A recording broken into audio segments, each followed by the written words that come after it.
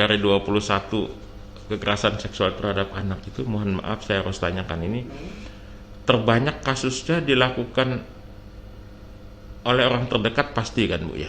Kelihatannya itu Terus mindsetnya sekian tahun yang salah itu sudah terbentuk Pak. Mindset yang dimaksud gimana? Apakah si anak itu kemudian juga mohon maaf menjadi terbiasa dengan menerima perlakuan itu? Terbiasa. Oh, subhanallah, luar biasa ya Bu. Saya terus nangis saya Pak. Ya Allah.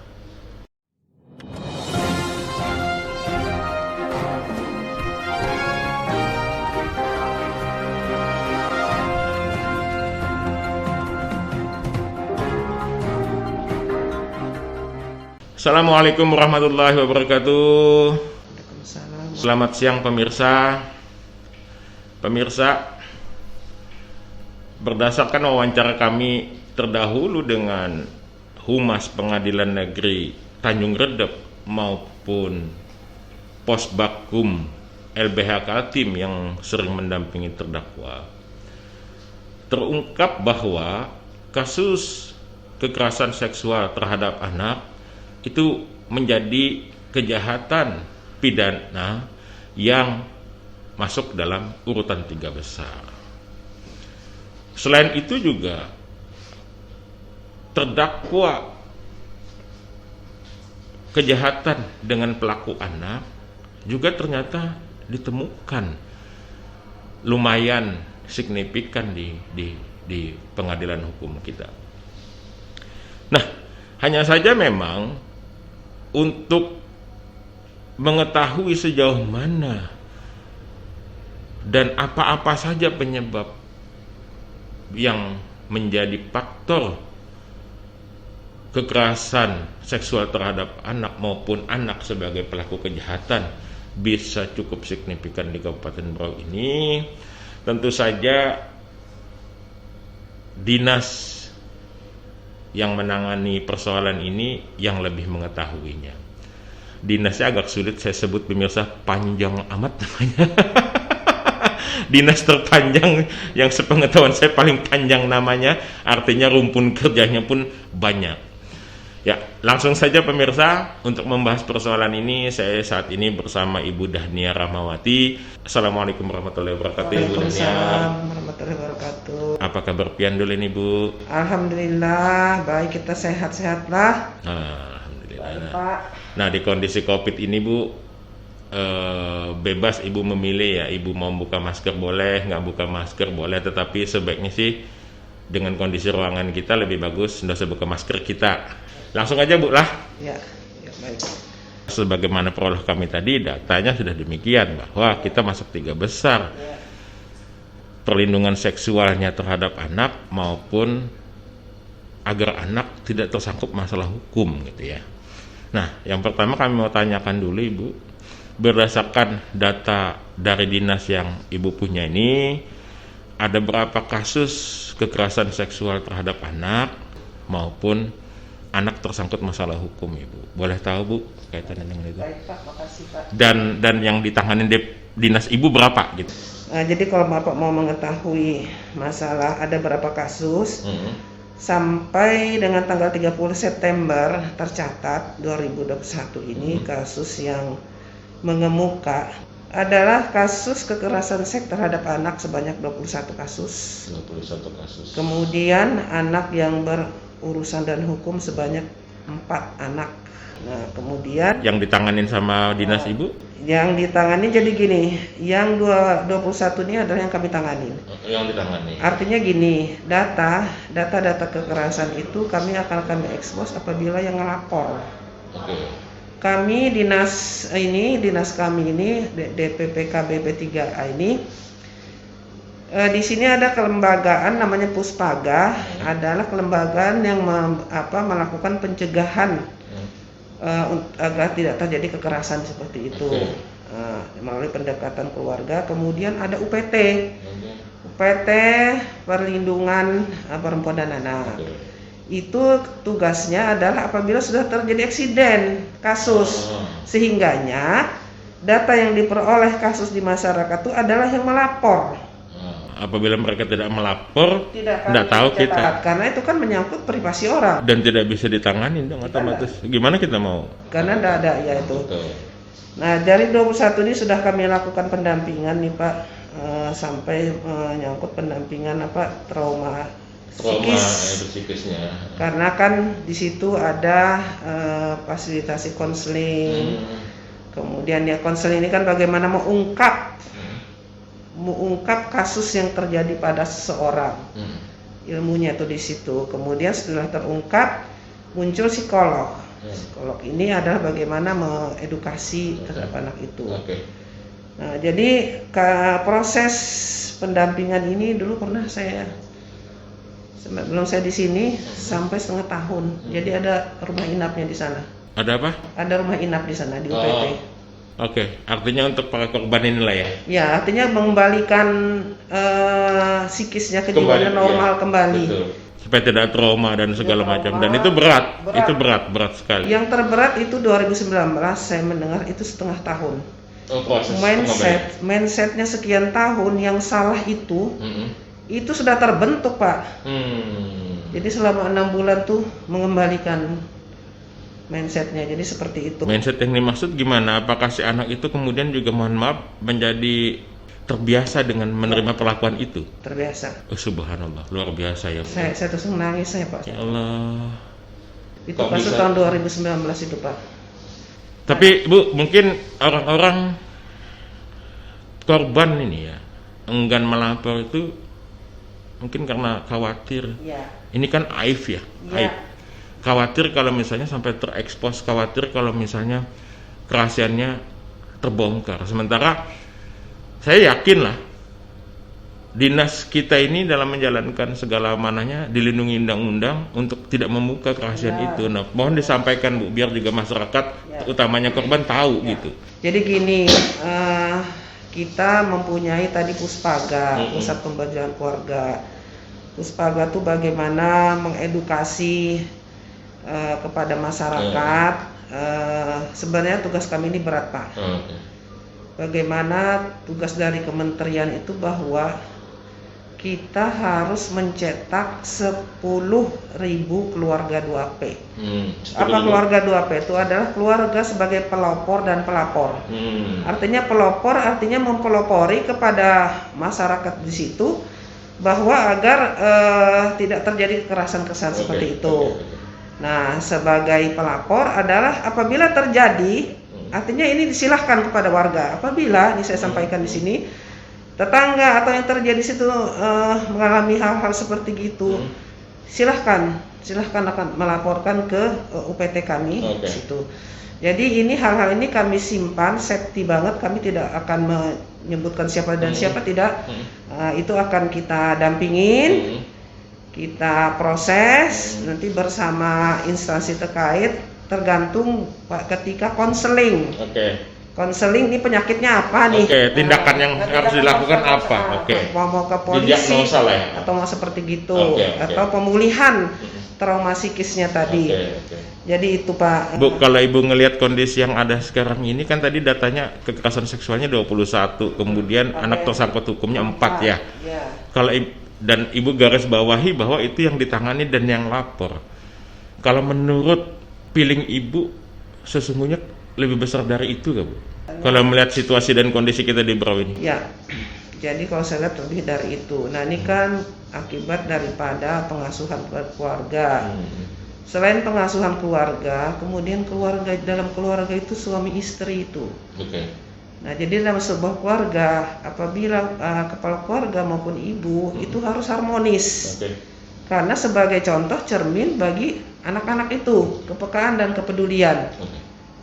Nah ini jadi yang harus kita lakukan. Memang betul kata Bapak itu semacam privasi, tapi mereka tertekan. Nah ini kami mengajak supaya hal-hal seperti ini tidak segan, tidak sukar, silahkan melaporkan. Dan dijamin kerahasiaannya? Insya Allah. Gratis pula kan? Gratis. Nah selain itu juga banyak tahapan-tahapannya mengedukasi. Caranya pendekatan kepada keluarga, nah kepada sekolah-sekolah, nah itu ada dilakukan psikoedukasi. Kalau boleh tahu nih Bu, dari 21 kekerasan seksual terhadap anak itu, mohon maaf saya harus tanyakan ini, terbanyak kasusnya dilakukan oleh orang terdekat pasti kan Bu ya? Kelihatannya itu. Dan orang terdekat yang dimaksud ini apakah punya hubungan sedarah Bu atau tidak? Ada yang seperti itu. Yang banyak sedarah atau enggak? Kayaknya 50-50 saja. Ngiri juga ya. Jadi ini Pak Jalan. Jadi subhanallah. Itulah saya ngurut dada aja udah kalau udah begini dengarnya. Jadi ini sudah kami sampaikan, itu jangan sampai menjadi belenggu. Makanya tadi kayak saya sampaikan, hubungan suami istri itu harus bagus. Bisa saja terjadi karena kita seorang ibu tidak melaksanakan tugas kita sebagai ibu dan istri dan baik. Ya kan Pak? Tapi bisa juga Bu, kalau saya ngelihat bisa juga karena faktor ekonomi sehingga Itu si ibu terpaksa harus banting tulang juga, pengawasan terhadap anaknya akhirnya berkurang. Itu juga menjadi faktor itu utamanya sebenarnya itu di situ Pak. Gitu. Jadi makanya melalui 5 program prioritas Pak Presiden diamanahkan ke Kementerian Pemberdayaan Perempuan dan Perlindungan Anak adalah salah satunya adalah perempuan sebagai wirausaha itu ditekankan. Lebih bagus bekerja di rumah sih ya. Ya, jadi istilahnya seperti itu. Betul juga bagaimana pola pengasuhan terhadap anak. Anak itu tidak lagi seperti yang mungkin cerita zaman dulu dengan kekerasan dengan anak takut. Kalau sekarang tidak. Jadi kita bagaimana cara kita mendekati anak-anak itu supaya dia lebih terungkap. Kalau di BKKBN itu ada namanya pendidikan sebaya. Jadi makanya dibentuk PIKR tadi itu.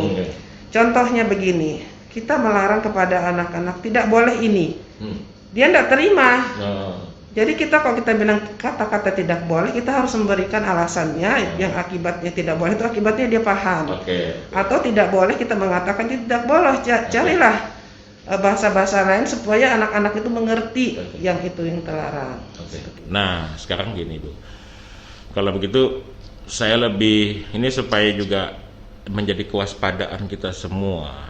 Kami wawancara ini tujuannya adalah supaya kita ini di Berau ini waspada, melek dan lebih peduli dengan kondisi ini. Makanya penting selain bicara data, kami penting untuk tahu apa sebenarnya faktor-faktor yang membuat tertingginya ya angka kekerasan seksual terhadap anak maupun anak tersangkut hukum itu. Apa aja faktornya Bu? Tentu di Dinas Ibu sudah memetakan ini dengan sangat baik gitu. Baik, kalau masalah kasus seksual, masalah anak berurusan dan hukum, itu kembali tadi saya bilang pengasuhan, penjabarannya. Ini adalah sebuah tantangan. Kenapa? HP. Iya, ini kenapa? Ini sebuah tantangan. Sekarang kita harus bersahabat dengan ini, tetapi pandai-pandai kita mengendalikan anak untuk ini. Banyak terjadi kekerasan lewat ini. Nah inilah yang menjadi tantangan di zaman Z ini. Ini zaman Z. Sering melalui organisasi wanita Muslim itu juga macam-macam dianukan bahwa kita harus pandai mendampingi anak. Nah memang di saat ini perempuan berdaya, berperan aktif, emansipasi. Tapi kembali lagi bagaimana mendampingi anak ini. Itu tugas utamanya sebenarnya. Tugas utama. Nah, jadi kita bukannya istilahnya saya menyuarakan perempuan diberdayakan, tapi juga tugasnya itu adalah berdaya.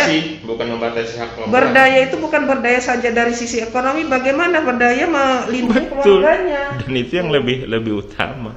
Bayangkan, buat apa punya, maaf Bu ya, buat apa istilahnya punya rumah mewah, harta yang banyak, tetapi anak lost control. Itu menderita batin Bu menurut saya. Kalau saya sih mandangnya, tapi terserah lah kalau yang lain seperti apa. Ya kan. Terus faktor yang lain Bu selain pola asuh, faktor lingkungan. Ya lingkungan itu juga kan kembali ke pola asuh lagi ya Pak ya. Mohon maaf Bu, kalau dalam pantauan kami, data kami ya, kasus ini juga banyak terjadi di tempat di demografi yang sepi. Contoh misalnya mohon maaf nih, bukan maksud apa, tapi kita bicara data perkebunan sawit, apa itu terjadi gitu. Data Ibu gimana? Ya itu data yang lama ya Pak ya, data lama sudah memang seperti itu. Itulah saya sampaikan. Ya hal seperti itulah makanya kami juga berharap kepada perusahaan supaya fasilitas sarana dan prasarana itu harus terpenuhi lah sehingga hal-hal ini tidak terjadi. Kami berharap supaya pihak-pihak manajemen itu bagaimana pemenuhan kepada tenaga kerja itu, hak-haknya itu, keluarganya itu. Memang tantangan bagi sebuah pekerja dengan membawa keluarga.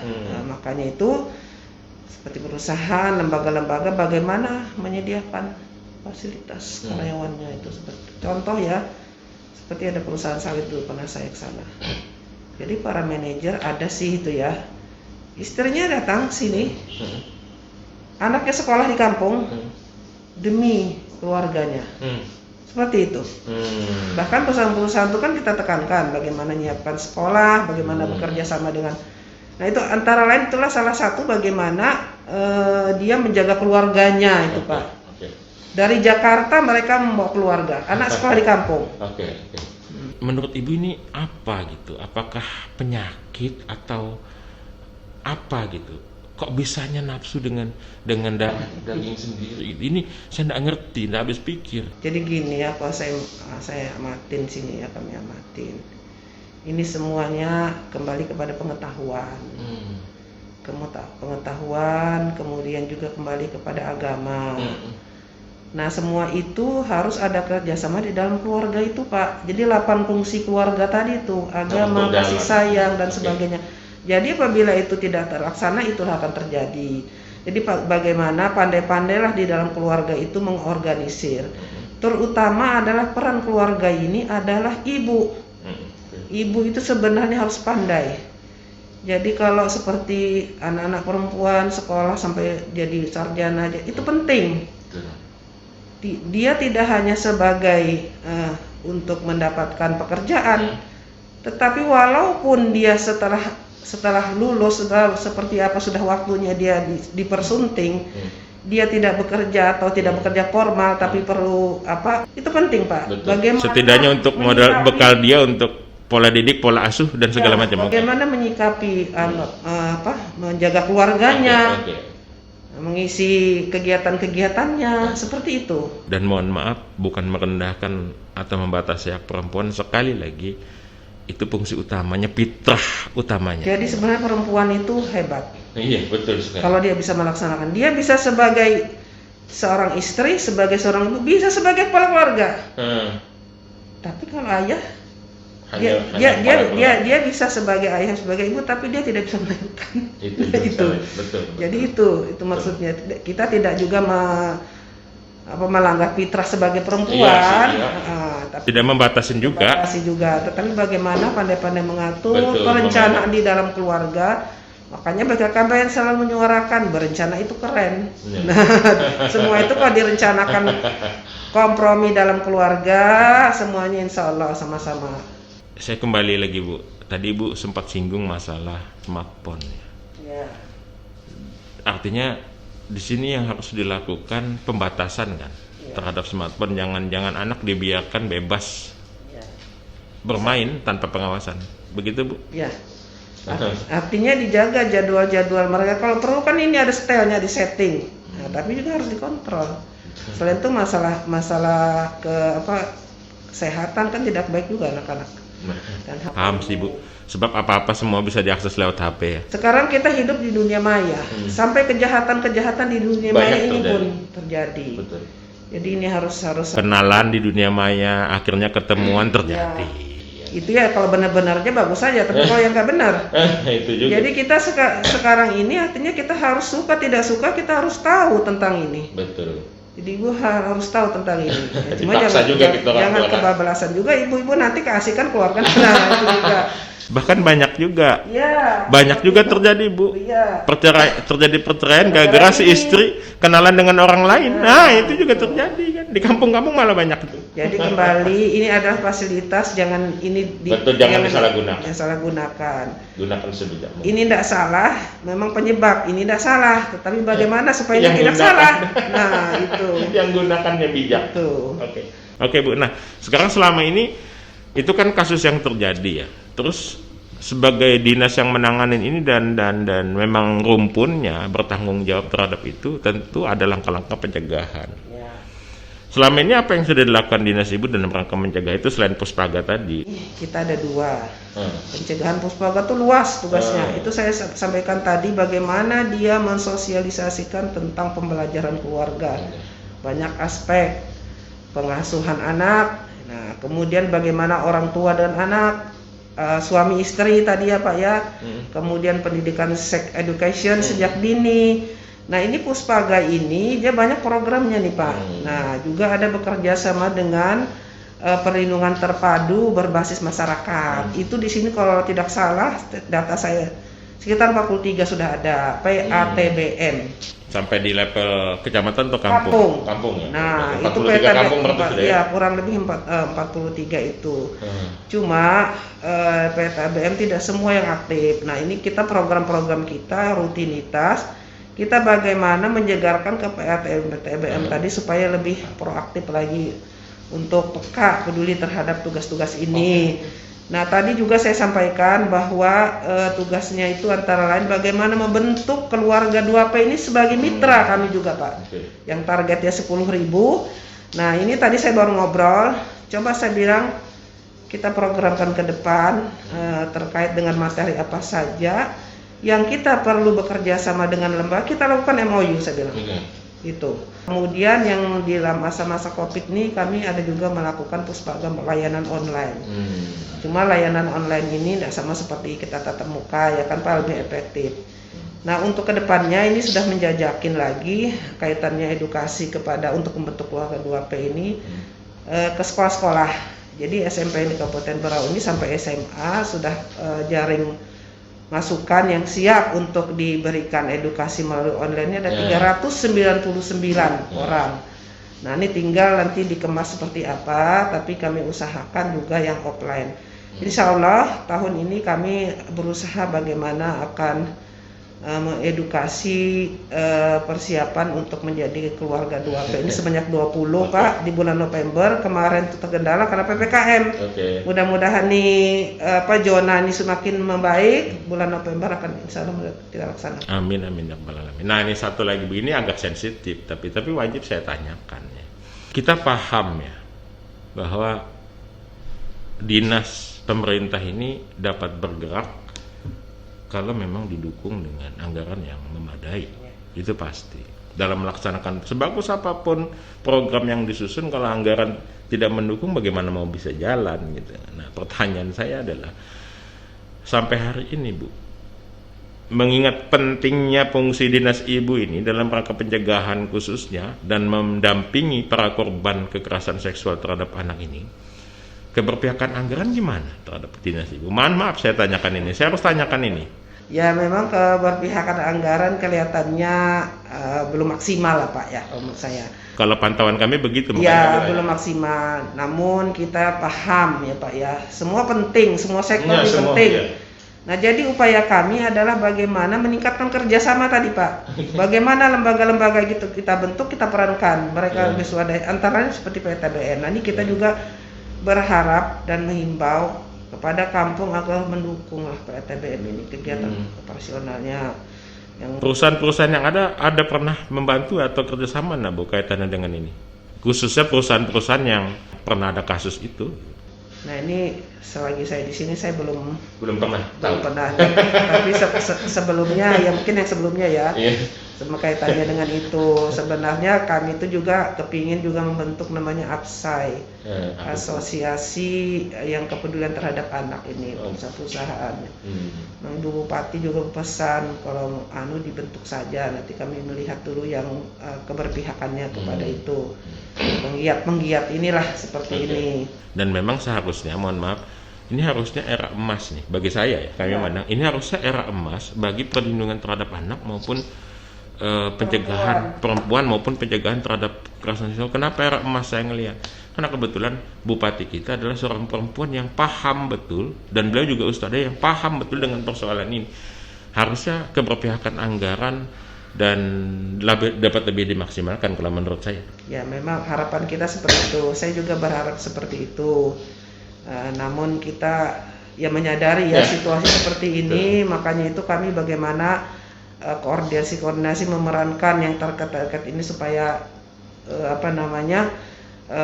mendukung lah terkait dengan ini. Nah, ini kita ada konsep dari Ibu Menteri, kalau kemarin Kabupaten Layak Anak itu tetap ada, kemudian dimasukkan lagi melalui kampung, namanya Desa Ramah Perempuan Peduli Anak, melalui situ.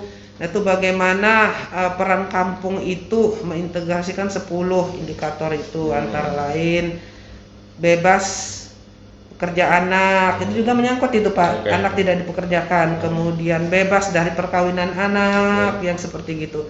Kemudian bagaimana memberdayakan perempuan yang lemah, yaitu terutama kasus perempuan sebagai kepala keluarga. Ya Pak, di kota banyak sih perempuan sebagai kepala keluarga, mereka jaya. Perempuan penyintas kekerasan, yang korban yang kata Bapak berurusan dan hukum, masa rehabilitasnya bagaimana dia diarahkan supaya penyintas bencana, contohnya seperti COVID gini, dia itu lebih berdaya lagi, dan ada beberapa indikator itu lagi. Kemarin ketika kami hadirkan itu Labanan Makmur, Labanan Makarti yang awal dulu supaya mereka mendengarkan tentang hal itu. Jadi harapan kita masyarakat ini pertama pada perempuan mengerti bagaimana tugas dan fungsinya dia sebagai perempuan, kemudian dia juga sebagai ibu, dia juga sebagai istri. Tetap berdaya, tetap kemuka, tapi fungsinya itu tetap jalan, fungsi keluarganya. 8 unsur fungsi keluarga itu, kalau itu jalan, insya Allah itu akan keluarga itu. Bahkan kalau menurut saya, suatu situasi di rumah tangga itu akan jadi surga manakala seorang istri hatinya teduh, tenang. Sebaliknya kalau akan jadi neraka itu kalau istri itu hatinya tidak dijaga, tidak teduh, selesai. Menurut saya ya, itu aja sudah rahasia sederhana. Sebenarnya perempuan itu, mohon maaf ya, perempuan tuh jangan dianggap sekunder, tapi penting. Betul. Perempuan tuh dia yang melahirkan, kemudian mencetak bagaimana mengawal anak-anak ini sumber memproduksi lagi keturunan yang harus baik. Dan bonus demografi ini yang betul-betul kita kawal. Betul sekali. Jadi kembali kepada keluarga. Jadi begini, makanya kami itu ada juga program bagaimana nasihat pembekalan perkawinan sebelum menikah. Ada pembekalan kepada remaja, kedepannya dia harus berkeluarga, dia harus menjaga kesehatannya, mentalnya, ekonominya, sehingga itu angka yang saya sampaikan itu yang sudah rata-rata sekitar di atas 21 itu. Ya, cuma banyak terjadi kasus-kasus ini. Itu aja dulu Bu wawancara kita kali ini. Sebentar Pak. Kalau mau ditambahkan silakan. Sedikit aja. Ini kaitannya dengan kata Bapak tadi, kiat-kiat kita ya kan Pak ya. Jadi banyak pintu-pintu pendekatan kita itu mulai dari sekolah, lembaga-lembaga dalam rangka mengawal ini tadi Pak. Artinya juga peran sekolah juga penting ya. Diharapkan sebenarnya semua pihak harus berperan. Jadi semua, makanya saya sampaikan. Tanggung jawab semua pihak ini. Urusan di sini urusannya luas, dalam, tinggi, lebar, saya bilang tadi itu. Pokoknya semua harus peduli, itu. Mungkin itu aja Bu. Terima kasih atas waktu dan kesempatannya. Kami hanya bisa mendoakan sebagai media, semoga Ibu tetap sehat. Amin. Bisa bersama-sama dengan masyarakat kita untuk bahu-membahu supaya bisa melindungi hak-hak anak, melindungi kekerasan seksual terhadap anak, dan mencegah supaya anak tidak bersangkut dengan masalah hukum. Demikian Bu, sekali lagi terima kasih. Assalamualaikum warahmatullahi wabarakatuh. Waalaikumsalam warahmatullahi wabarakatuh.